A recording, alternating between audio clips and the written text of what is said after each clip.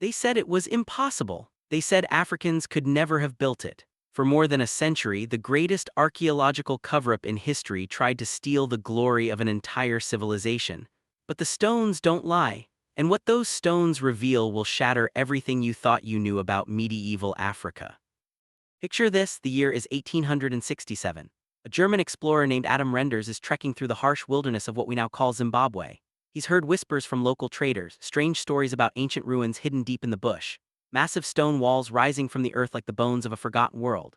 Most Europeans dismiss these tales as fantasy, as the exaggerated myths of ignorant natives, but Renders is curious. He follows the rumors. And when he finally pushes through the dense vegetation and stands before what he sees, his mind cannot process it. Walls, enormous walls of precisely cut granite blocks fitted together without mortar stretching 30 feet into the sky. Towers, enclosures, passages winding through structures so vast, so sophisticated that they seem to belong to another age entirely. This isn't some crude village. This isn't a collection of primitive huts. This is a city, a stone city, in the heart of Africa. Renders knows immediately that this discovery will change everything. But he has no idea just how violently the world will resist the truth staring him in the face. Because what Renders has found isn't just a city, it's evidence of a crime, the crime of historical erasure, the crime of stolen dignity, the crime of a lie so monstrous that entire empires will mobilize to defend it. The ruins Renders encounters are known to the local Shona people as Great Zimbabwe. The name itself comes from their language, meaning houses of stone or venerated houses. The Shona have always known these ruins. They've lived among them for generations. They've preserved oral histories explaining exactly who built them and why. Their ancestors, their kings, their civilization. But when Renders brings news of this discovery back to European society, something shocking happens. The experts refuse to believe that Africans built it. Think about that for a moment. Here stands physical evidence of architectural genius, of sophisticated urban planning, of a civilization that thrived for centuries. The people living right there, the descendants of the builders, are telling anyone who will listen that their forebears constructed these monuments. But European scholars, archaeologists, and adventurers who've never set foot in Africa are absolutely certain they know better. Africans couldn't possibly have done this. It must have been someone else, anyone else. The theories that emerge are breathtaking in their absurdity and their racism. Some claim the ruins are the biblical land of Ophir where King Solomon mined his legendary gold. Others insist they're Phoenician, built by ancient Mediterranean traders who somehow traveled thousands of miles inland. Arab merchants get credit, Persian explorers, even a lost tribe of Israel. The mental gymnastics required to attribute these ruins to literally anyone except the black African people living right there would be comical if they weren't so insidious. But here's what makes this denial particularly grotesque. The evidence contradicting these racist fantasies is everywhere. The architectural style is distinctly Southern African. The artifacts found within the walls, pottery, tools, ornaments match the cultural traditions of the Shona people perfectly. The building techniques use local materials and local knowledge. Even the name the Europeans give the ruins, Zimbabwe, is a Shona word, and yet the lies persist. Why? Because admitting the truth would destroy the entire moral foundation of European colonialism. Let's be clear about what's at stake. In the late 1800s, European powers are carving up Africa like a prize turkey at Christmas dinner. The British, French, Germans, Belgians, Portuguese, they're all scrambling for territory, for resources, for glory. And they're justifying this naked imperialism with a simple evil lie. Africans are primitive. Africans are backward. Africans need European civilization to lift them from savagery. The white man's burden, they call it. The noble mission to bring light to the dark continent. Great Zimbabwe obliterates that lie. If Africans built cities with walls 30 feet high, if they established trade networks reaching across the Indian Ocean, if they created art and architecture rivaling anything in medieval Europe, then the entire justification for colonialism collapses. The white man isn't bringing civilization to Africa. He's just stealing from a civilization that already exists, so the lie must be maintained, at any cost. Enter the looters. Once word spreads about Great Zimbabwe, treasure hunters descend like vultures. They're convinced that somewhere in these ruins lies King Solomon's gold, vast hoards of ancient wealth just waiting to be claimed. They dig through the site with picks and shovels and dynamite. They tear apart walls looking for hidden chambers. They cart away artifacts by the wagon load, shipping them to European museums where they're displayed as curiosities from an unknown civilization. The destruction is catastrophic. Archaeological context that could have answered crucial questions about the site's history is obliterated forever. Priceless information lost, irreplaceable heritage stolen. And the man who presides over much of this plunder, Cecil Rhodes. Yes, that's Cecil Rhodes, the British mining magnate and arch-imperialist whose name would be slapped onto an entire country, Rhodesia. Rhodes sends his agents to excavate Great Zimbabwe, though excavate is far too dignified a word for what they do. These aren't archaeologists, they're grave robbers with official backing. They blast through walls, they shovel out ancient floors, they ransack the site in their frenzied hunt for gold. And when they don't find the mountains of treasure they expected, when instead they find relatively modest amounts of gold worked in distinctly African styles, they're disappointed. But they still won't accept the obvious truth. One of these early treasure hunters, a man named James Theodore Bent, arrives at Great Zimbabwe in 1891 determined to prove the ruins are Phoenician. He's a serious man, an educated man affiliated with the Royal Geographical Society. He measures everything meticulously. He draws detailed maps. He excavates test trenches using the best archaeological methods of his day. And everywhere he looks, he finds evidence screaming African origin. The pottery matches Shona designs. The metalwork uses techniques still practiced in the region. The layout follows patterns consistent with Southern African architectural traditions. Bent is confronted with truth after truth after truth, and he rejects them all. In his published report, Bent writes that the ruins are ancient, probably Phoenician or Arab, built by northern races who came south in antiquity. He's looking directly at evidence proving African construction, and he simply cannot see it. Or rather, he refuses to see it. The cognitive dissonance required to maintain his racist worldview in the face of overwhelming contradictory evidence is staggering. But Bent isn't alone. He's part of a system, a whole apparatus of European scholarship dedicated to denying African achievement. Now you might wonder, what about the artifacts these early excavators found? Surely those would reveal the truth. They do, and that makes the denial even more infuriating. Among the ruins, excavators find glass beads from Persia and India. They find Chinese porcelain from the Ming dynasty. They find Arab coins. They find evidence of trade goods from across the medieval Indian Ocean world. This isn't just proof of African construction. It's proof that Great Zimbabwe was plugged into the global economy of its time, trading with Asia, the Middle East, and beyond. Think about what that means. While European kingdoms were building their Gothic cathedrals, African kingdoms were trading with China. While European merchants were beginning to explore beyond the Mediterranean, African merchants had already established trade routes spanning thousands of miles. Great Zimbabwe wasn't isolated. It wasn't primitive. It was cosmopolitan. It was wealthy. It was connected. But acknowledging this would mean acknowledging that Africa had sophisticated civilizations. And European colonialism cannot survive that acknowledgement. So the institutional denial begins. The colonial government of Rhodesia, established by Rhodes's British South Africa Company, takes active measures to suppress the truth. They control access to the site. They censor archaeological publications that support African origin. They ban research that contradicts the preferred narrative. In schools across Rhodesia, both black and white children are taught that Great Zimbabwe was built by ancient Phoenicians or Arabs or Israelites. Anyone but Africans. The lie becomes official history. It's taught, it's believed, it's internalized. And here's the truly insidious part. This lie doesn't just affect how Europeans see Africans. It affects how Africans see themselves. Imagine growing up in the shadow of these magnificent ruins, these testaments to architectural genius, and being told your ancestors were too primitive to have built them. Imagine being taught that anything great in your homeland must have been created by outsiders, by foreigners, by anyone except your own people. The psychological damage inflicted by this historical erasure is profound and multi-generational. But truth is resilient. Truth has a way of surviving even the most determined attempts to bury it. And in the early 1900s, truth finds a champion in an unexpected place. His name is David Randall McIver, and he's about to blow the racist lies about Great Zimbabwe wide open. Randall McIver is a young British archaeologist trained in the emerging scientific methods of the discipline. He understands stratigraphy, the layering of historical deposits. He knows how to properly date artifacts based on their style and context. And when he arrives at Great Zimbabwe in 1905, he brings something his predecessors lacked: intellectual honesty. He's willing to follow the evidence wherever it leads, even if it contradicts everything his culture believes about Africa. After months of careful excavation and analysis, Randall McIver publishes his findings in 1906, and they're unequivocal. Great Zimbabwe is medieval, not ancient. The artifacts are African, not foreign. The construction techniques are indigenous, not imported. And most damning of all, the site was built and occupied by the ancestors of the Shona people who still live in the region. In other words, Africans built this. The truth is simple. The evidence is clear. Africans created this magnificent civilization. It happened not in some distant mythical past, but in the same era when Europeans were building Notre Dame and Westminster Abbey.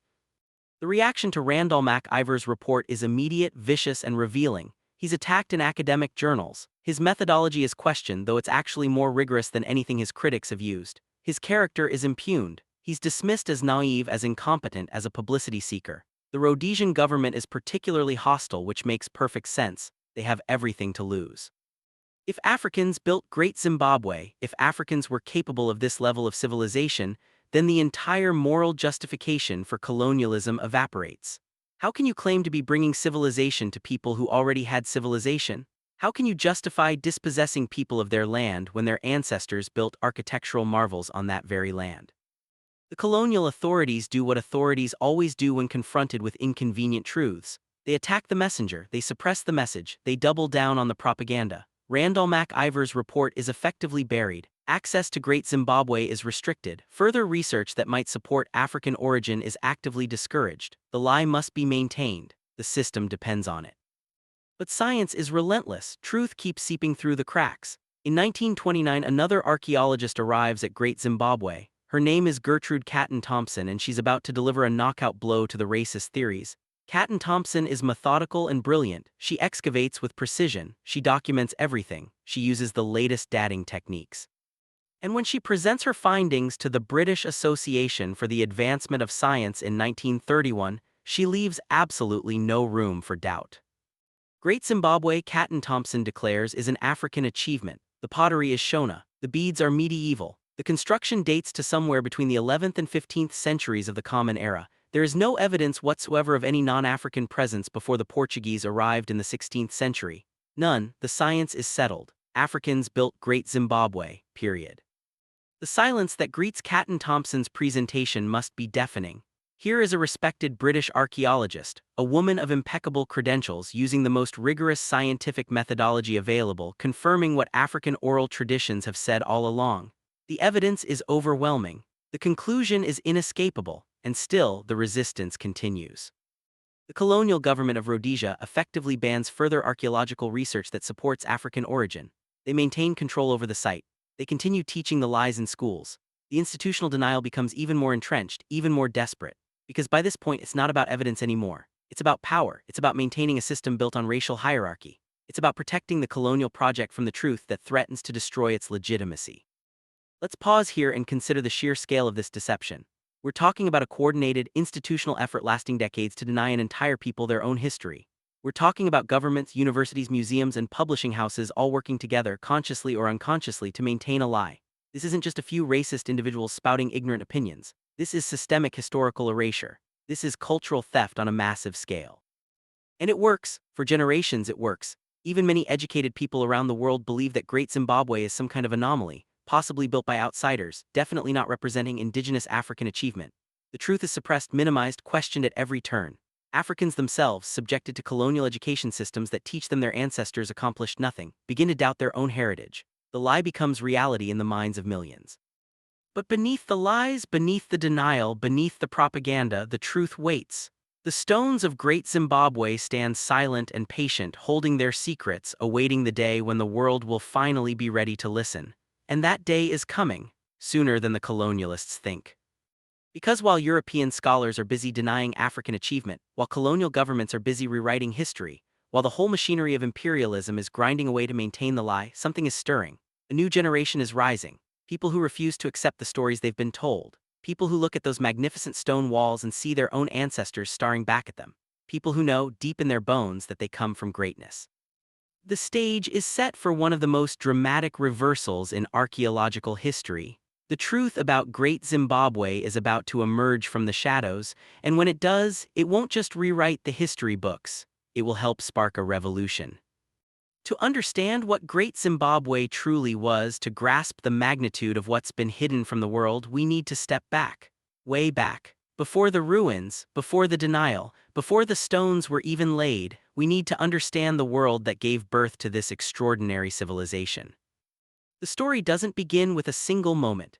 It begins with centuries of development, with the slow accumulation of knowledge, wealth, and power that transforms villages into towns and towns into cities. The broader region of southern Africa has been inhabited for thousands of years. Hunter-gatherer communities roamed these lands long before agriculture arrived. Then came the Bantu migrations, waves of farming peoples spreading southward across the continent over many centuries, bringing with them revolutionary technologies, ironworking, new crops, domesticated animals, and new ways of organizing society. By the first millennium of the Common Era, the Gokoma people, ancestors of the Shona, are settling across the Zimbabwe plateau. They're not nomads anymore, they're farmers and cattle herders. They cultivate sorghum and millet, they raise livestock, and crucially they work iron and gold. These early communities begin building stone enclosures for their cattle, simple at first but establishing a tradition. Stone walls aren't just functional barriers, they're markers of prestige, they're statements of power. They're investments in permanence. The land itself is generous to these early settlers. The granite hills provide abundant building material, massive stones split naturally along plains that make them relatively easy to shape and stack. The plateau enjoys good soil for agriculture, rivers provide water. And beneath the ground lies something that will change everything: gold, lots of gold. The Zimbabwe plateau sits atop some of the richest gold deposits in Africa, and where there's gold, trade inevitably follows. By the 9th and 10th centuries, something remarkable is happening along the East African coast. Arab and Persian merchants are establishing trading posts in places like Kilwa, Mombasa, and Sofala. They arrive in dhows, sailing ships that harness the predictable monsoon winds to cross the Indian Ocean. These merchants want African goods: gold, ivory, iron, copper, and the interior of southern Africa has all of these in abundance. The Swahili coast becomes a bridge, a conduit between the African interior and the vast Indian Ocean trading world. Ships sail from the East African coast to Arabia, to Persia, to India, and eventually to China and Southeast Asia. African gold flows east. African ivory is carved in Indian workshops and Chinese palaces. In return, glass beads manufactured in Persia and India flow west. Chinese ceramics, Arab textiles, Indian cloth, all these exotic goods make the journey across the ocean, and then across hundreds of miles of African interior to reach the people who control the gold. Here's what's crucial to understand. This isn't exploitation, this isn't colonialism, this is trade between equals. The African kingdoms control the interior, they control the sources of gold and ivory, they control the routes from the mines to the coast, they set the terms. The coastal merchants need them more than they need the merchants. This is voluntary exchange, mutual benefit, partnership between African suppliers and Asian and Arab traders. Nobody is conquering anybody. Nobody is enslaving anybody. This is commerce, pure and simple. And as this trade expands over the 10th and 11th centuries, wealth begins accumulating in the interior, not just at the coast but inland among the communities that control the gold sources. Villages grow into towns. Leaders who can organize mining, coordinate trade, and redistribute wealth attract followers. Settlements become centers of power. And somewhere around the 11th century, in the heart of the Zimbabwe plateau, at a place where granite hills rise above a fertile valley, something extraordinary begins to emerge. A settlement starts to grow, a settlement that will eventually cover more than 4 square miles, a settlement that will house perhaps 18,000 people at its peak, a settlement built not of wood and thatch alone but of stone, massive, carefully constructed stone walls that will stand for centuries. A city is rising, the city that will become the capital of an empire, the city we know as Great Zimbabwe. But who are the people building this city? What kind of society creates something this ambitious? To answer that, we need to understand power in Southern African societies. Leadership isn't just about military strength, though that matters. It's not just about wealth, though that matters too. Leadership is fundamentally spiritual. The king, the Mambo in Shona, is more than a political ruler. He's a sacred figure. He's a living link between the community and the ancestors, between the earthly realm and the spiritual world. The ancestors are central to everything. In Shona religion, as in many African traditions, the dead don't disappear. They remain present, watching over the living, capable of blessing or cursing, of bringing rain or drought, of ensuring fertility or causing barrenness. The ancestors must be honored, consulted, appeased, and the Mambo is their primary representative on earth. His legitimacy flows not from military conquest alone, but from his spiritual connection to those who came before. If he maintains that connection properly, if he performs the right rituals, if he keeps cosmic balance, then prosperity follows. If he fails, disaster strikes. This means power at Great Zimbabwe operates differently than in many other civilizations. The Mambo cannot simply do whatever he wants. He must maintain the favor of the ancestors. He must consult with spirit mediums, religious specialists who become possessed by ancestor spirits during ceremonies. These mediums can challenge the Mambo, can declare that the ancestors are displeased, can effectively check royal power through spiritual authority. It's a system of accountability built into the religious structure itself. As Great Zimbabwe grows through the 12th and 13th centuries, its power is built on control of trade. The rulers don't necessarily control all the gold mines directly. What they control is access routes, the collection of tribute from outlying communities, and the redistribution of wealth. Every trade caravan that passes through Zimbabwe territory pays tribute to the Mambo. Every merchant who wants to reach the gold fields must have his permission. Every exchange generates revenue for the central authority. It's a sophisticated economic system, a form of taxation and regulation that requires bureaucratic infrastructure. The city itself begins to take shape around the hill complex, the oldest part of the settlement perched on a steep granite slope. This becomes the sacred center, the residence of the Mambo, the place where the connection between earthly and spiritual power is strongest. The approach to the hill complex is deliberately designed to impress and intimidate. Narrow passages wind between massive natural boulders and constructed walls. You can't see what's ahead. The path doubles back on itself. It's disorienting and intentional. By the time a visitor reaches the inner enclosures, they've been reminded at every turn that they're entering sacred space, approaching someone of immense power. Below the hill in the valley, the great enclosure begins to rise sometime in the 13th or 14th century. This massive elliptical structure with walls over 30 feet tall and 16 feet thick at the base becomes the largest ancient structure south of the Sahara Desert. Its construction requires extraordinary organization. Think about the logistics. Every granite block must be quarried from the surrounding hills, shaped to fit, and then carried to the construction site. The walls of the great enclosure contain an estimated 900,000 granite blocks. That's millions of pounds of stone, moved without wheels, without draft animals, using human labor alone. And this isn't just piled up randomly. The construction uses sophisticated techniques. The blocks are carefully coursed, laid in even horizontal layers, each layer slightly receding inward as the wall rises to create stability. The tops of the walls are decorated with geometric patterns, chevrons, and other designs that serve no structural purpose. They're purely aesthetic, they're art. Inside the great enclosure stands the conical tower, a solid stone structure over 30 feet tall, its purpose still debated. Is it symbolic, religious? A representation of a grain bin signifying prosperity? We don't know for certain, but its construction required immense skill and planning. All of this, the hill complex, the great enclosure, the hundreds of smaller stone enclosures scattered across the landscape, represents a level of organization that can only come from a state. Not a village, not a chiefdom, a state. A complex society with specialization of labor, with hierarchy, with institutions that coordinate collective action across generations. You need stonemasons skilled in their craft. You need laborers willing to work on these projects. You need an economy productive enough to support people who aren't farming, who are instead building, crafting, trading, administering. You need political authority strong enough to mobilize resources on this scale. Great Zimbabwe has all of this. By the 13th century, it's the capital of a trading empire. Outlying settlements across the plateau show similar architectural styles, smaller stone enclosures built in imitation of the capital. These are administrative centers controlling local regions, collecting tribute in cattle and gold and ivory, maintaining order and forwarding resources to Great Zimbabwe. The political reach of the Mambo extends for hundreds of miles in every direction. Let's walk through the city at its height, around the year 1300. The morning sun rises over the granite hills, turning the stone walls gold. Smoke from hundreds of cooking fires drifts across the valley. The air fills with the sounds of daily life, cattle lowing in their enclosures, hammers ringing on metal from the blacksmith quarter, traders haggling in multiple languages, children playing, women grinding grain.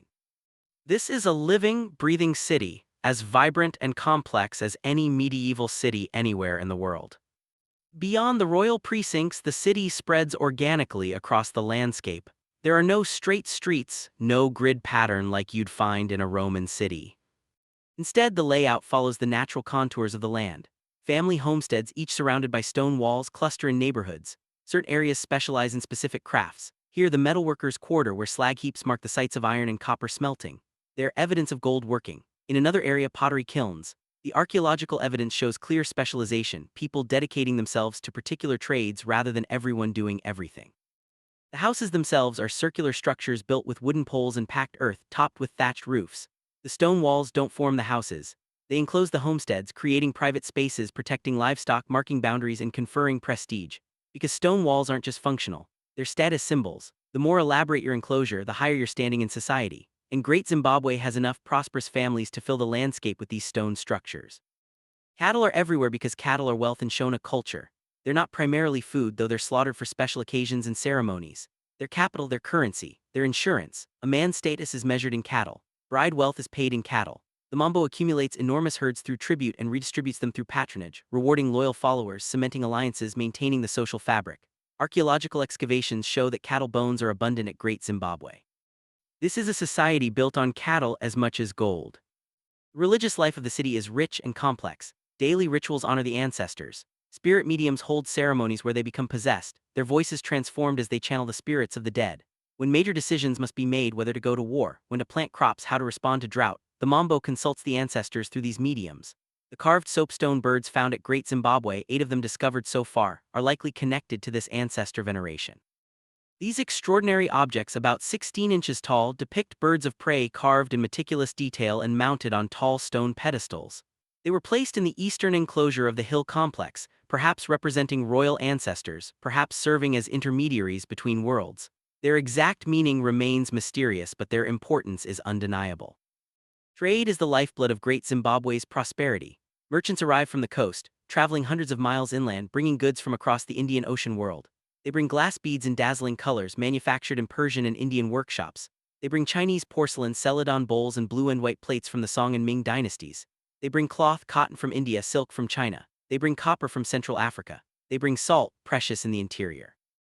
And they bring stories, news from distant lands, tales of great kingdoms in Asia and the Middle East. What do these merchants want in return? Gold primarily. The gold mines of the Zimbabwe Plateau are legendary among Indian Ocean traders. African gold flows to the coast, is shipped to Arabia and India, and from there spreads across the medieval world. Some of it ends up in European coins, though Europeans have no idea where it originally came from. Ivory is the other major export. Elephant ivory is prized everywhere, carved into ornaments, ground into powder for medicine, used in religious objects. Great Zimbabwe's traders supply enormous quantities of ivory, which means hunters are ranging far and wide, bringing tusks back to the capital. But here's what's fascinating. Trade goods aren't restricted to the elite. Archaeological excavations have found imported beads in commoner houses, not just in royal enclosures. This suggests that wealth, while concentrated at the top, circulates more broadly than in many hierarchical societies. Ordinary people at Great Zimbabwe can afford some luxuries. They participate in the trade economy. This is a prosperous society where success is possible for more than just the tiny elite. The markets must be incredible scenes. Imagine the diversity. Local farmers bringing grain and vegetables, herders driving cattle, craftsmen selling iron tools and gold jewelry, merchants from the coast displaying exotic imports, each transaction negotiated, each exchange building relationships. Some deals are made with cowrie shells brought from the Indian Ocean and used as currency. Others involve direct barter. The most important transactions, the ones involving large quantities of gold or ivory, are probably controlled by the Mambo's officials, ensuring the state gets its share. Now let's talk about the gold itself, because that's what everyone fixates on. The gold of Great Zimbabwe. The legends speak of unimaginable wealth, of mountains of gold, of treasure beyond counting. The reality is more interesting and more human. Yes, there's gold. The Zimbabwe Plateau is rich in gold deposits, but the gold isn't just lying around. It must be mined, and mining in the medieval period is brutal, dangerous work. Miners dig narrow shafts following gold-bearing quartz veins deep into the earth. They use fire setting, heating the rock face with intense fires, then dousing it with water to fracture the stone. It's dangerous, exhausting labor. The miners are skilled specialists, probably organized into groups, possibly paying tribute to local chiefs who in turn pay tribute to Great Zimbabwe. The gold is extracted, refined, and worked into various forms: beads, wire, thin sheets for decorative purposes. Some is kept locally, much is traded. But gold isn't the only source of wealth. Control of trade routes matters as much as control of mines. Great Zimbabwe's geographic position is crucial. It sits between the gold fields of the interior and the trading ports on the coast. Caravans must pass through or near Great Zimbabwe territory. The Mambo's power rests on his ability to regulate this trade, to ensure safe passage, to collect tribute, and to redistribute wealth in ways that maintain political loyalty. This is sophisticated statecraft. The Mambo must balance competing interests, keeping local chiefs loyal while extracting tribute from them, maintaining good relations with coastal merchants while ensuring Great Zimbabwe gets the best deal, managing the religious authorities who have their own power base, keeping the military strong enough to defend the state but not so strong that generals become threats. It's a complex political game, and for several centuries, Great Zimbabwe's rulers play it brilliantly. The city reaches its peak sometime in the 14th century. 18,000 people, maybe more, living in and around the stone enclosures, trade flowing in every direction, wealth accumulating, art flourishing. This is Great Zimbabwe's golden age, its moment of maximum power and prosperity. The Mambo of Great Zimbabwe is one of the most powerful rulers in Africa, commanding tribute from vast territories, hosting merchants from distant lands, presiding over ceremonies that draw thousands of participants. But even as Great Zimbabwe reaches its zenith, forces are gathering that will bring it down. No civilization lasts forever. No city remains powerful eternally. And Great Zimbabwe, for all its magnificence, is heading toward crisis. The question is, what goes wrong? What brings down this mighty civilization that seems so permanent, so prosperous, so powerful? The answer is complex, tragic, and shockingly relevant to our modern world, because what destroys Great Zimbabwe isn't foreign invasion. It isn't plague. It isn't sudden catastrophe. It's something far more insidious, something that creeps up slowly, something that by the time people recognize the danger, it's already too late to stop. Place yourself at Great Zimbabwe in the year 1430. Something feels wrong. You sense it in the anxious faces of the elders, in the worried consultations between the Mambo's advisors, in the restless movements of the cattle. The rains that should have come by now are late. The grazing lands that once sustained vast herds are showing bare patches of earth. The city that thrived for generations is beginning to strain under its own success. The collapse of Great Zimbabwe is one of history's great mysteries, and like most collapses, it doesn't have a single cause. It's a convergence, a perfect storm of environmental stress, economic shifts, and political fragmentation. Understanding what happened here teaches us something profound about the fragility of even the greatest civilizations, and what's terrifying is how familiar the pattern feels.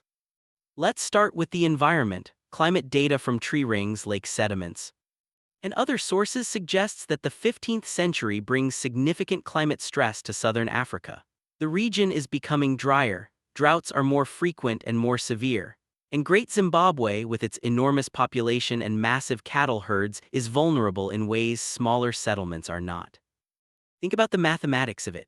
18,000 people need food every single day. That's thousands of acres of cropland under cultivation. Sorghum, millet, vegetables, all requiring water, all requiring healthy soil. Then add the cattle. The Mambo and the elite accumulate cattle as markers of wealth and power. Archaeological evidence suggests truly enormous herds, thousands of animals, possibly tens of thousands across the broader Great Zimbabwe territory. And every single one of those animals needs to eat. Every single one needs water. Every single one produces waste that affects the land. The landscape around Great Zimbabwe shows signs of stress. Soil erosion where vegetation has been stripped away by overgrazing. Deforestation in the nearby hills where trees have been cut for construction, for fuel, for the constant fires needed in metalworking and cooking. The streams and springs that fed the city are showing lower water levels. This is what ecologists call overshoot, when a population exceeds the sustainable carrying capacity of its environment. Here's the brutal truth about overshoot. Once you're in it, you're vulnerable. If conditions are good, if the rains are generous, you might survive. But if there's a drought, if crops fail, if water becomes scarce, then the whole system can collapse rapidly. And the climate data shows that the 15th century brings exactly those conditions: prolonged droughts, failed harvests, dying cattle. When food becomes scarce in a centralized state that depends on tribute and redistribution, the political consequences are immediate and severe. The outlying communities that normally send cattle and grain to Great Zimbabwe as tribute suddenly don't have surpluses to send. They're struggling to feed themselves. The Mambo's ability to redistribute wealth, to host great feasts, to reward loyal followers, all of this depends on receiving tribute. When tribute dries up, the whole patronage system breaks down. And there's a spiritual dimension to this crisis. Remember, the Mambo's legitimacy flows from his connection to the ancestors. His primary job is maintaining cosmic balance, ensuring prosperity, bringing rain. When drought comes, when cattle die, when granaries run empty, this is interpreted not as random bad luck but as a sign that something is spiritually wrong. The ancestors are displeased. The Mambo has failed in his sacred duty. His legitimacy crumbles.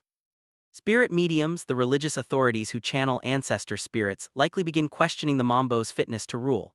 In Shona tradition, a ruler who loses the favor of the ancestors can be removed. There are probably succession disputes, rival claimants arguing they have better spiritual connections, ambitious nobles seeing opportunity in crisis.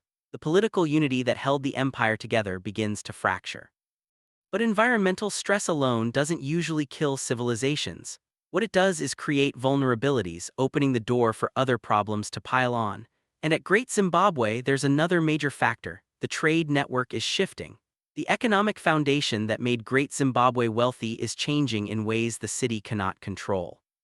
New powers are rising to challenge Great Zimbabwe's dominance.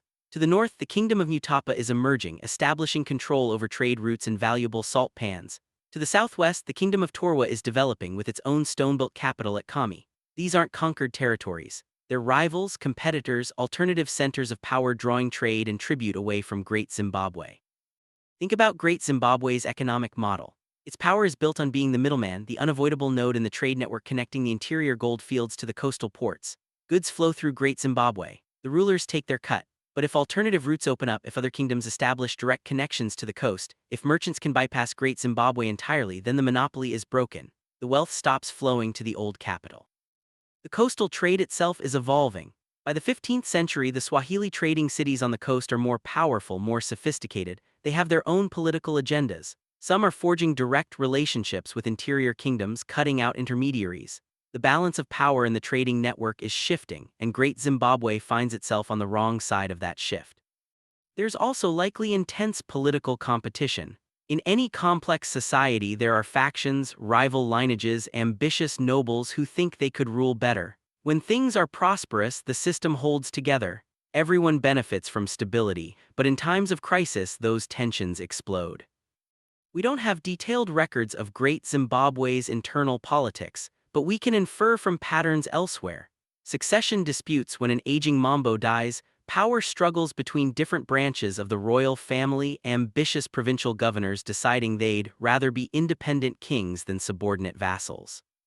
The archaeological record shows what happens next. Great Zimbabwe doesn't fall in a single catastrophic event. There's no evidence of warfare, no burn layers indicating the city was sacked, no mass graves suggesting plague or massacre. Instead, there's a slow abandonment. The population declines gradually over several decades. Construction projects that would have continued for generations simply stop. The trade goods become less frequent in the archaeological layers. People drift away. By around 1450 or 1460, Great Zimbabwe is no longer the capital. The Mambo has moved. The political center of power has shifted. The great stone city that dominated the region for 3 centuries is entering its twilight. Some people remain living among the ruins, using the structures, maintaining a presence. But the concentrated power, the massive population, the centralized state, all of that is gone. Where does the power go? It fragments. The kingdom of Mutapa to the north becomes the dominant successor state. Its rulers claim descent from the rulers of Great Zimbabwe, maintaining legitimacy through that connection. When Portuguese explorers reach the East African coast in the early 1500s, they encounter the Mutapa kingdom and are impressed by its wealth and organization. They call its ruler the Mano Mutapa, their corruption of the Shona title Mwini Mutapa, meaning master of tribute. The Portuguese hear stories about the stone ruins in the interior, about the great civilization that preceded Mutapa. Some of these accounts are fantastical, exaggerated, but they confirm that Great Zimbabwe's memory survives. To the southwest, the Torwa kingdom establishes itself at Kami, building impressive stone structures that clearly draw on Great Zimbabwe's architectural traditions but develop distinctive new styles. The walls at Kami use different techniques, incorporating decorative patterns and retaining walls for terrace platforms. It's an evolution of the tradition, proof that the knowledge didn't die, it adapted. Here's what's crucial to understand. The civilization doesn't vanish. The Shona people don't disappear. The traditions don't end. What happens is transformation, adaptation to new circumstances. Great Zimbabwe, the city may decline, but Great Zimbabwe, the cultural achievement, continues in different forms in different places. The stone building tradition persists. The political systems evolve but maintain continuity. The religious practices continue. The oral traditions preserve the memory. Great Zimbabwe itself gradually becomes a sacred site rather than a living capital. The Shona continue to recognize it as a place of power, a place of ancestors. Chiefs come here for certain ceremonies. People leave offerings. The site maintains its spiritual significance even as its political importance fades. For centuries, Great Zimbabwe recedes from the wider world's attention, but remains vitally important to the people whose ancestors built it.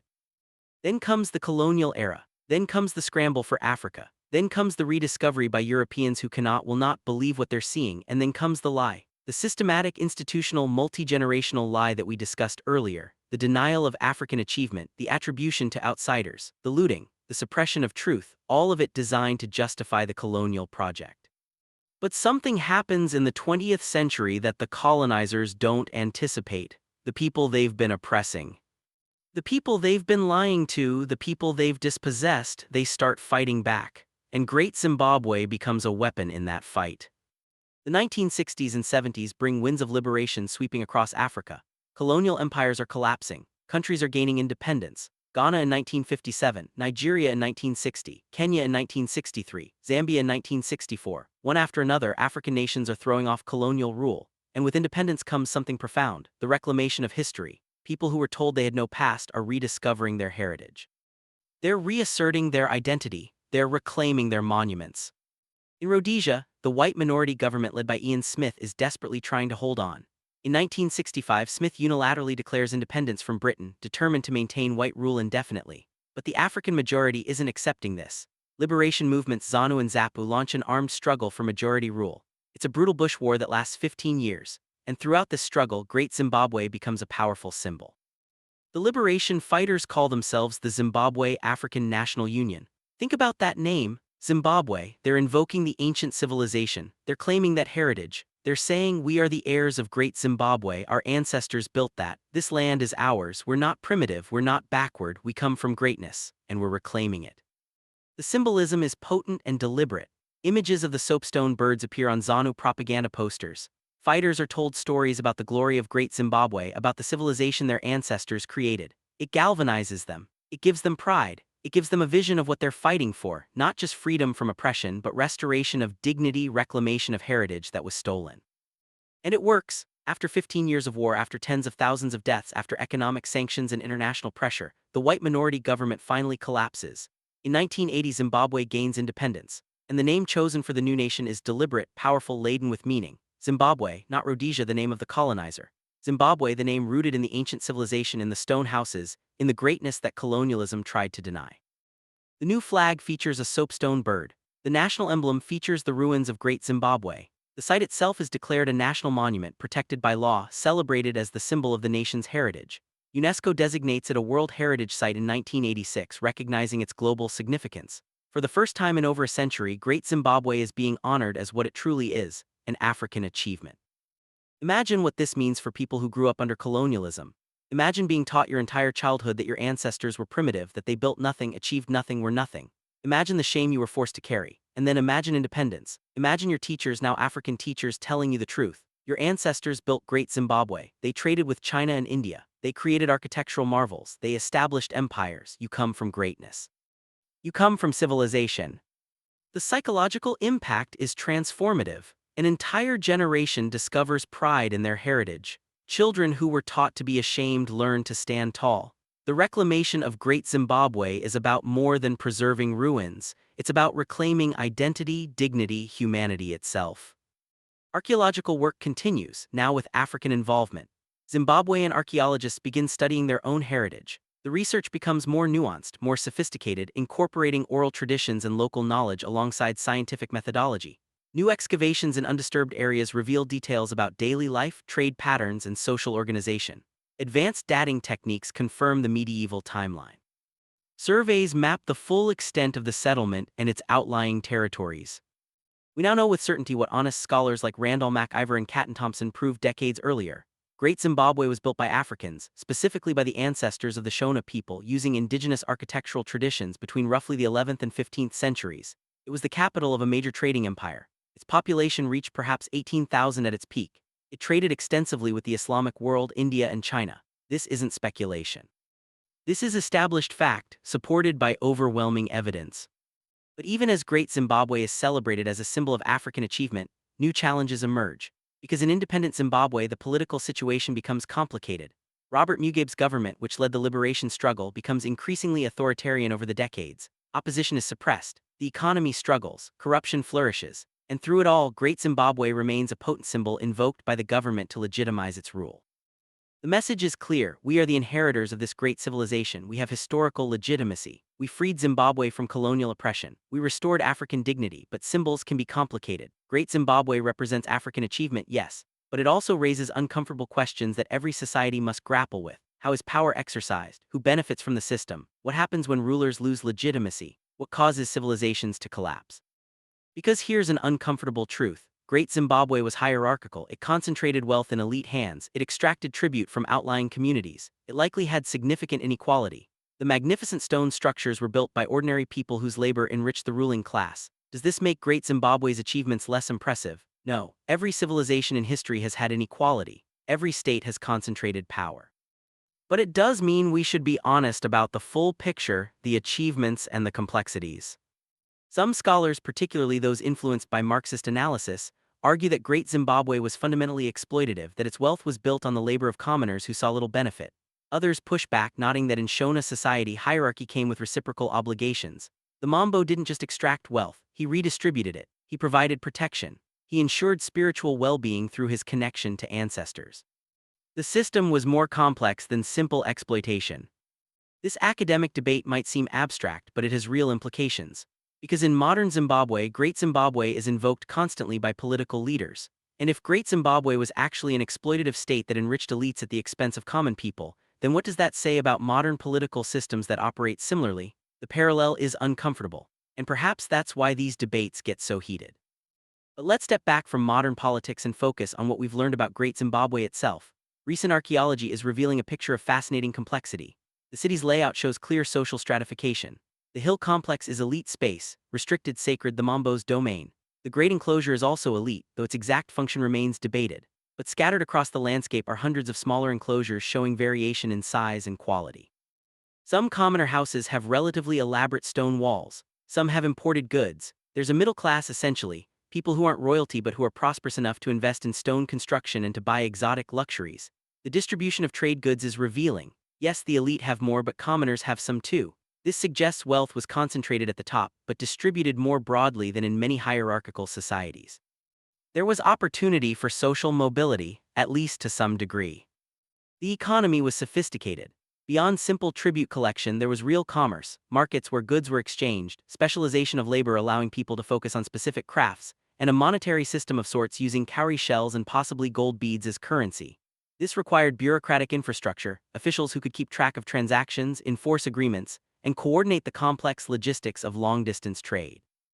The religious system reveals sophistication too. The Mambo's sacred power wasn't absolute. He had to maintain the favor of ancestors. Spirit mediums could challenge him. There were checks on power built into the spiritual system.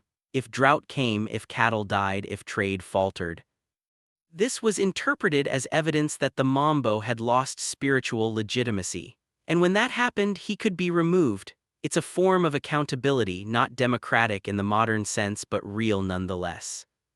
And the international connections were extensive. Glass beads at Great Zimbabwe come from Persia and India. Chinese ceramics date to the Song, Yuan, and Ming dynasties. These are high-quality pieces, not cheap trinkets. There are glass beads from Europe, cowrie shells from the Indian Ocean, copper from Central Africa. This is a civilization thoroughly integrated into the medieval world economy, not isolated, not peripheral, but participating as an equal with kingdoms and empires across 3 continents. The architecture itself reveals engineering sophistication that's only now being fully appreciated. Recent studies using laser scanning and photogrammetry show that the walls at Great Zimbabwe incorporate subtle curves and angles that improve stability. The drainage systems are carefully designed to prevent water damage. The stone selection shows knowledge of which granite splits most cleanly. This isn't primitive construction. This is the work of skilled engineers who understood their materials and their environment. And there's more we're still discovering. Recent excavations found evidence of astronomical alignments. Certain passages in the hill complex frame the rising or setting sun at solstices. This suggests Great Zimbabwe's builders had sophisticated knowledge of astronomy, that they designed the city not just for practical purposes but as a cosmological statement, linking earthly power to celestial order. This shouldn't surprise us. Many ancient civilizations incorporated astronomical knowledge into their architecture. Stonehenge, the pyramids of Egypt and Mesoamerica, Angkor Wat. Great Zimbabwe was doing the same thing. This was a society that observed the heavens, tracked the seasons, understood celestial cycles, and encoded that knowledge in stone. What emerges from all this research is a picture of a civilization far more sophisticated than anyone imagined a century ago. Great Zimbabwe wasn't an anomaly. It wasn't an isolated achievement. It was the culmination of centuries of development, the peak of a long trajectory of increasing social complexity, economic integration, and architectural sophistication. But that makes the historical erasure even more infuriating. All this evidence was available. The artifacts, the architecture, the connections to known historical trade networks, all of it pointed to African achievement. And for over a century it was denied, suppressed, attributed to anyone except the people who actually built it. The racism required to maintain that denial in the face of overwhelming contrary evidence is staggering. And the damage done is incalculable. Generations of African children taught to be ashamed of their heritage. Generations of people worldwide taught false history. A century of scholarship wasted on defending lies rather than pursuing truth. Museums full of stolen artifacts, archaeological sites damaged by looters, knowledge lost forever because early excavators were more interested in finding gold than preserving information. But here's the thing about truth: it's resilient, it survives. The stones of Great Zimbabwe still stand, the walls still testify, the evidence still speaks, and now finally the world is listening, slowly, imperfectly, but it's listening. The stones of Great Zimbabwe have stood for 7 centuries. They've survived abandonment, rediscovery, colonial looting, and independence. But now they face threats that are in some ways more insidious than anything they've confronted before. And how we respond to these threats will determine whether Great Zimbabwe survives for future generations to learn from, to be inspired by, to reclaim as their own. First, there's the threat of neglect. Zimbabwe's post-independence history has been turbulent. Economic crisis, political turmoil, hyperinflation that destroyed the currency, international sanctions — all of this affects everything, including heritage preservation. The National Museums and Monuments of Zimbabwe manages Great Zimbabwe, but funding is chronically inadequate. Staff are underpaid and overworked. Conservation projects are delayed or cancelled. Maintenance is minimal. The result is predictable and heartbreaking. Some walls are deteriorating. Vegetation, if not constantly controlled, sends roots into cracks between stones, slowly prying them apart. Water erosion wears away at foundations. Areas that were badly excavated during the colonial era, torn apart by treasure hunters, have never been properly restored. The site needs constant, skilled care, and it's not always getting it. Second, there's inappropriate development. Great Zimbabwe isn't isolated in wilderness. People live around it, they farm, they run businesses, they build homes. And as the local population grows, there's pressure for infrastructure, roads, buildings, utilities. Some of this encroaches on the archaeological landscape, potentially damaging areas that have never been excavated, destroying evidence we haven't even found yet. There's a constant tension between the needs of living communities today and the preservation of heritage for tomorrow. Third, there's the ongoing threat of looting. Not the colonial-era sanctioned plunder anymore, but modern illicit trafficking in antiquities. People looking to make quick money dig up artifacts from outlying sites and sell them on the black market. This is less of a problem at Great Zimbabwe itself, which is guarded, but at smaller associated sites scattered across the Zimbabwe plateau, looting remains an issue. Every artifact stolen is context lost, information destroyed, heritage erased. Fourth, climate change. Remember that Great Zimbabwe's collapse was partly driven by environmental stress, drought, overgrazing, resource depletion. Today, climate change is making droughts in southern Africa more severe and more frequent.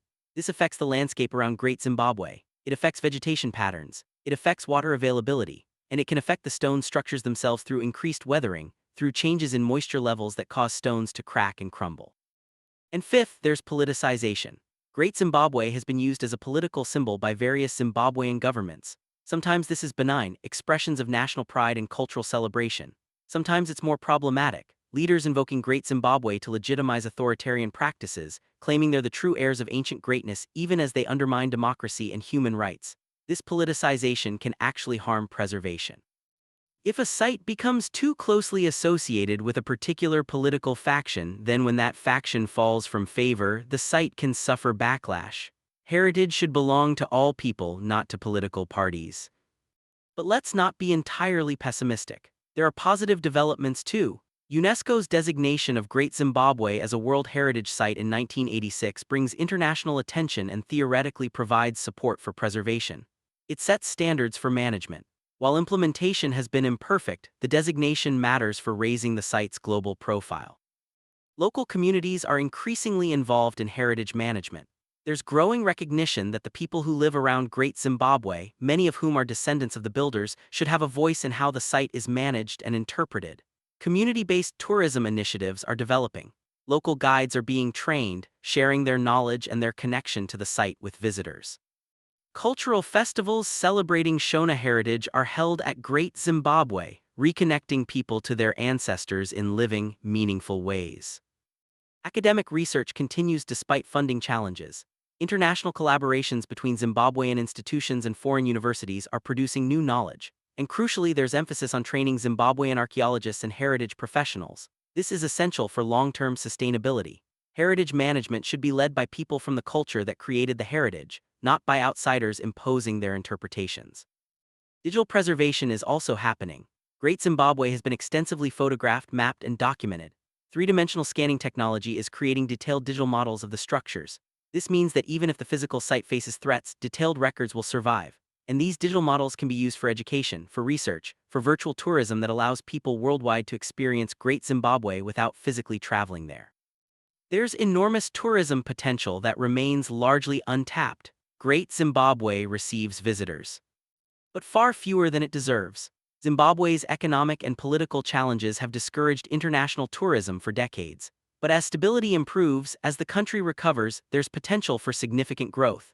And tourism, if managed sustainably, provides both funding for preservation and economic incentive for local communities to support heritage conservation.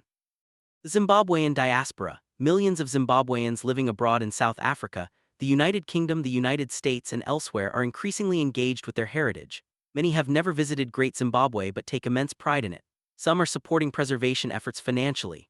Others are raising awareness internationally, sharing the story through social media, through art, through advocacy. This diaspora engagement is a powerful resource. And there's a generational shift happening that gives real hope. Young Zimbabweans, both in Zimbabwe and in the diaspora, are reclaiming their history with a passion that transcends politics. They're using social media to share images of Great Zimbabwe. They're creating art inspired by it. They're incorporating it into music and literature. They're demanding that their education include accurate African history. This grassroots cultural reclamation is powerful precisely because it's organic, authentic, coming from the people themselves rather than from governments or institutions. But let's zoom out and ask the bigger question. Why should the world care about Great Zimbabwe? Why should someone in London or Lagos or Los Angeles give a damn about ruins in southern Africa? Here's why. Because every time we lose a piece of human heritage, we all lose something. Great Zimbabwe is part of the human story, not just the African story or the Zimbabwean story, but the human story. It's evidence of what humans can achieve when we work together, when we organize ourselves, when we dream big and build those dreams in stone. It's a reminder that civilization has flowered in many places, in many forms, that human creativity and ingenuity aren't limited to any single region or race. It's proof that history is far richer, far more complex, far more inspiring than the simplified narratives we're often taught. When we preserve Great Zimbabwe, we're not just preserving stones. We're preserving knowledge about how societies develop, how economies function, how people solve problems. We're preserving identity for millions of people who descend from that civilization, who need to know their ancestors built great things. We're preserving evidence that challenges racist narratives, that proves Africa has always been part of human civilization, not separate from it. We're preserving inspiration for future generations who need to understand that achievement is possible, that their ancestors overcame challenges, built cities, created beauty. And we're preserving humility, because Great Zimbabwe also reminds us that even great civilizations can fall, that environmental limits are real, that political systems can fail, that nothing lasts forever. These are lessons every generation needs to learn. The people of Great Zimbabwe pushed their environment too hard. They exceeded carrying capacity, they depleted resources, and when drought came, the whole system collapsed. Does that sound familiar? It should. Because humanity today is doing the same thing on a global scale. There's also a powerful economic argument for preservation. Heritage tourism generates enormous revenue globally. Sites like Machu Picchu in Peru, Angkor Wat in Cambodia, Petra in Jordan, they draw millions of visitors and generate hundreds of millions of dollars. Great Zimbabwe has that potential. With proper investment in infrastructure and marketing and site management, it could attract hundreds of thousands of visitors annually. That's jobs for local communities. That's revenue for Zimbabwe's economy. That's development that doesn't require digging mines or cutting forests. But the economic argument, while valid, shouldn't be the only one. Some things have value beyond money. Some things are worth preserving simply because they're extraordinary, because they're beautiful, because they represent human achievement at its finest, because they're part of the heritage that belongs to all of us. Let me tell you about a moment that captures what Great Zimbabwe means. When Zimbabwe gained independence in 1980, the new government held a ceremony at Great Zimbabwe. Liberation fighters who had fought for freedom, who had spent years in the bush waging guerrilla war, gathered in the ancient enclosures. Elders who remembered colonial education, who had been taught these ruins couldn't possibly have been built by Africans, stood in those stone passages, and they wept. Imagine what that moment felt like. Your entire life you've been told you're inferior. You've been told your people never built anything, never achieved anything, never mattered. You fought a war to overthrow that lie, to reclaim your dignity, to prove your humanity. And now you're standing in the ruins your ancestors built. You're standing in physical, tangible, undeniable proof that everything you were told was a lie. You're standing in the evidence of your own greatness. That's what Great Zimbabwe represents, not just for Zimbabweans, for all Africans, for all people who have been told they're lesser, that their history doesn't matter, that their ancestors accomplished nothing. Great Zimbabwe is granite testimony to the lie of racial inferiority. It's proof carved in stone that cannot be denied or dismissed or explained away. But it's more than that. It's a connection to the past that all humans need. We all want to know where we came from. We all want to feel connected to something larger than ourselves. We all need stories that inspire us, that show us what's possible. Great Zimbabwe provides those stories. Stories of people who started with nothing but their hands and their vision and built something that would last centuries. Stories of merchants who traveled thousands of miles to trade. Stories of artists who carved birds from stone with tools we can barely imagine. Stories of ordinary people living extraordinary lives in a medieval African city. Great Zimbabwe has many stories still to tell. Despite more than a century of archaeological work, much remains unknown. Large sections have never been excavated. New technologies keep revealing new information. Ground-penetrating radar is finding structures buried beneath the soil. Drone photography is revealing patterns in the landscape invisible from ground level. Archaeobotany, the study of ancient plant remains, is telling us about diet and agriculture and environmental change. Metallurgical analysis is revealing sophisticated techniques in iron and gold working. Every excavation season brings surprises. A few years ago, archaeologists found evidence of beer brewing at Great Zimbabwe, large ceramic vessels with residue matching traditional sorghum beer. This might seem trivial, but it's not. It tells us about social life, about feasting, about ritual. Beer in African cultures isn't just alcohol. It's part of social bonding, religious ceremony, political negotiation. Finding evidence of beer brewing tells us how people actually lived, how they celebrated, how they built community. Other recent finds include more evidence of international connections: Persian pottery, more Chinese ceramics, glass beads manufactured in Venice. Each find adds detail to our understanding of Great Zimbabwe's place in the medieval world system. We're learning that the trade networks were even more extensive than we thought, that goods were moving between Great Zimbabwe and Europe, between Africa and Asia, in quantities and varieties that challenge our assumptions about medieval globalization. There are mysteries that may never be fully solved. What exactly was the conical tower for? Why that specific shape? Why solid rather than hollow? We have theories. It might represent a grain bin symbolizing prosperity. It might be phallic, a fertility symbol. It might be purely aesthetic, a statement of architectural ambition. We don't know for certain, and maybe that's okay. Maybe every great monument should keep some secrets, should maintain some mystery that draws us back, makes us wonder, inspires our imagination. The soapstone birds also retain their mystery. We know they were important. We know they were placed in the eastern enclosure with care. We know they likely represented something sacred, ancestors perhaps, or spiritual intermediaries connecting the earthly and divine realms. But the exact meaning, the specific symbolism, the rituals associated with them, much of this is lost. The oral traditions preserve hints but not the full story. This loss of knowledge is partly due to colonialism's disruption, when societies are conquered. When their practices are suppressed, when their knowledge keepers die without passing on their wisdom, information disappears. The soapstone birds were stolen from Great Zimbabwe in the 1890s. Most ended up in museums in Cape Town and London. Only in recent decades have some been returned to Zimbabwe. This theft wasn't just about objects. It was about severing connections, about breaking the chain of cultural transmission. But cultures are resilient. The Shona didn't forget Great Zimbabwe even when they were told to, even when it was dangerous to remember. They maintained their connection even under colonial oppression. And today that connection is being strengthened, formalized, celebrated. There's a movement now to decolonize archaeology, to decolonize museums, to decolonize knowledge itself. What does decolonization mean in practice? It means involving descendant communities in decisions about their heritage. It means repatriating stolen artifacts to their places of origin. It means acknowledging that Western academia doesn't have a monopoly on truth, that local knowledge and oral traditions are valid forms of evidence. It means changing who has authority to interpret the past. For Great Zimbabwe, this means Shona elders and spiritual leaders are consulted about site management. It means traditional ceremonies at the site are respected and facilitated. It means the interpretation presented to visitors incorporates Shona perspectives, not just Western archaeological frameworks. This is still a work in progress. There are tensions between different ways of knowing, between scientific methodology and traditional knowledge. Finding ways for these different systems to coexist and complement each other is challenging but essential. Because ultimately, Great Zimbabwe doesn't belong to archaeologists or tourists or governments. It belongs to the people whose ancestors built it. It belongs to the Shona.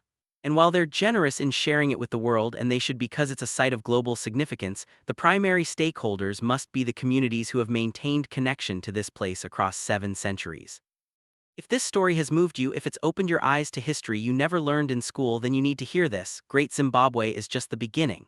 This is one site, one civilization, one story among hundreds that have been hidden, suppressed, or ignored. Across Africa, there are ruins waiting to be properly studied. There are histories waiting to be told. There are achievements waiting to be recognized. In West Africa, the ancient cities of Djenné and Timbuktu were centers of Islamic learning while Europe was in its dark ages. In Ethiopia, the rock-hewn churches of Lalibela were carved from solid stone in the 12th century. In Nigeria, the Benin Kingdom created bronze sculptures so exquisite that Europeans couldn't believe Africans made them. In Mali, the Empire of Mansa Musa controlled gold resources so vast that when he made pilgrimage to Mecca in 1324, his spending caused inflation across the Mediterranean. In the Congo, complex kingdoms were flourishing when Portuguese explorers first arrived. Every single one of these civilizations has been marginalized, minimized, or erased from mainstream historical consciousness. Every single one challenges the racist narrative that Africa was primitive before European contact. Every single one proves that African history is as rich, as complex, as worthy of study as the history of any region on Earth. And here's what should make you angry. This history exists. The evidence is there. The archaeology has been done. The scholarship exists, but it's not taught. The average person in Europe or North America or even in parts of Africa itself has never heard these stories. They graduate from school thinking African history begins with slavery and colonialism, as if nothing happened before Europeans arrived, as if an entire continent produced nothing of significance for thousands of years. This is a crime, this is theft, this is the ongoing erasure of human achievement on a massive scale, and it's perpetuated not through active censorship anymore, though that still happens in some places, but through passive neglect, through curricula that claim to teach world history but somehow manage to skip an entire continent, through museums that segregate African artifacts in ethnographic sections rather than displaying them as art and history. Changing this requires action. It requires demanding better education. It requires supporting African scholars and institutions. It requires visiting sites like Great Zimbabwe and supporting their preservation. It requires sharing these stories, refusing to let them be forgotten again. It requires challenging racist narratives whenever we encounter them. It requires recognizing that African history is world history, that humanity's story is incomplete without Africa. Here at Mementos Historians, we're committed to bringing these untold stories to light, to sharing the achievements that mainstream history has buried. But we need your help. We need you to share these videos to demand this history be taught in schools to support the preservation of sites like Great Zimbabwe. Because these stories matter. They matter for African pride and identity. They matter for correcting historical injustice. And they matter for all of us because understanding our full human heritage makes us wiser, more humble, more connected to each other.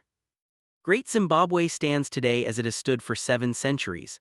The walls that were built by African hands still rise 30 feet into the sky. The passages still wind through sacred space. The towers still command the landscape. Time has weathered them. Looters have damaged them. Lies have been told about them. But they endure, they testify, they speak truth to power and to lies.